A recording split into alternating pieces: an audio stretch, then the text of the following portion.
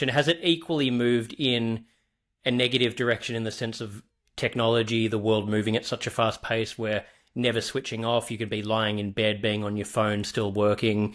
You've got social media, we're comparing, we're feeling like we need to do more, capitalism's out of control. Has that side of it equally pushed it in the negative direction?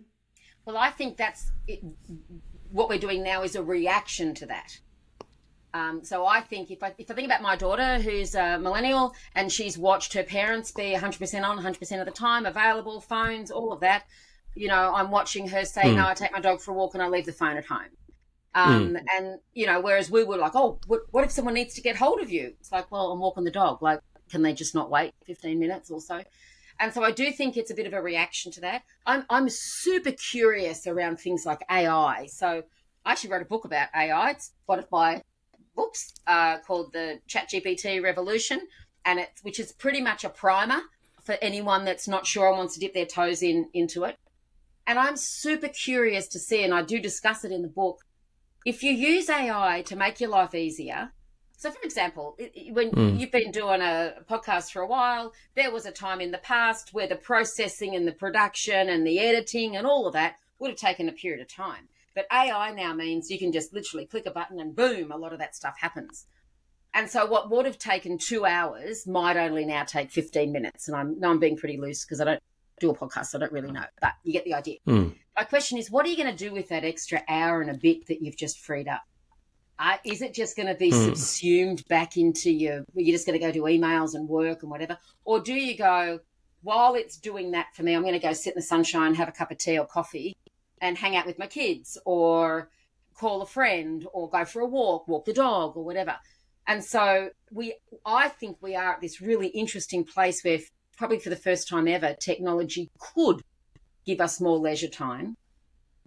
And I don't think we're necessarily ready for that just now, because we're so used to being on all the time. So I'm very curious to see where it's going to take us.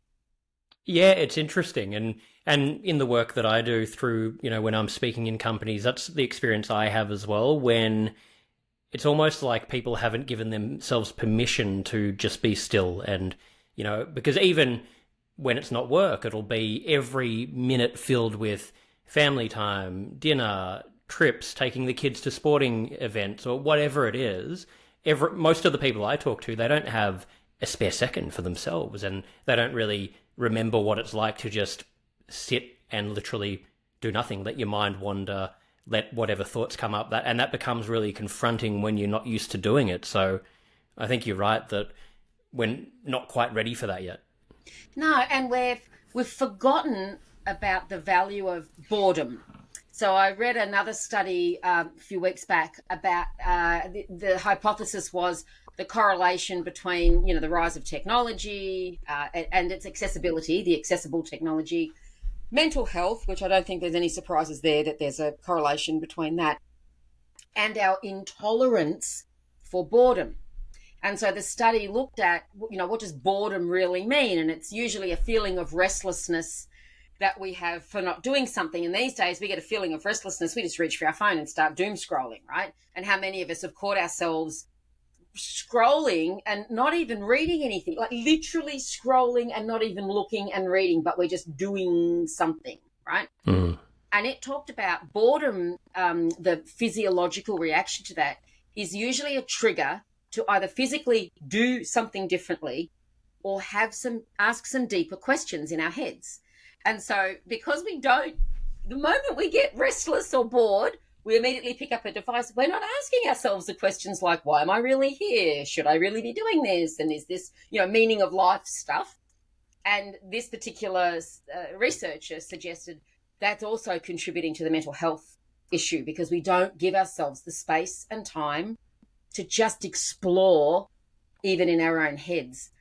And then another study I read said that even when people are given the time and space to explore in their heads, they'd rather give themselves an electric shock than go into their own heads, right? So we're just, this craziness around our resistance to downtime and what we've made that mean, I think is really interesting, and I'm curious about where it goes. that is crazy. The level of fear, or that to doing that. I can't believe that. It's just the world's gone so far. So we need to. Is it bringing back a bit of? I guess. Well, feel like now we've got a combination of the two, where we have got a lot of awareness about that, and there are people, I guess, like your daughter that you're talking about, that are making that active change, and then you've got people that are really stuck, and we almost need somewhere in the middle where we can, all have that understanding and incorporate that into our life, and have companies understand the importance of that, so the leaders can be educating about it. But it's, definitely got a long way to go. We really do. I mean, there's some governments who are stepping in. I always look to Scandinavia. They always seem to be about 20 years ahead of everyone else around how they do the world. And we're already seeing mandated 4-day work weeks. I think France has a mandated no email after a certain time of day. Even in Australia, we've got the right to disconnect laws.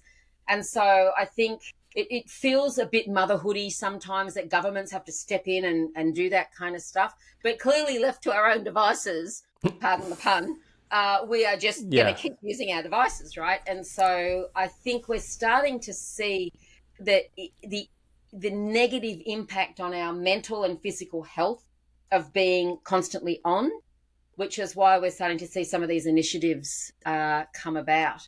And it's I think when you start to see governments starting to make some of these decisions for us and taking it out of the hands of the organisations, as you said right at the very beginning, sometimes we can see capitalism gone crazy.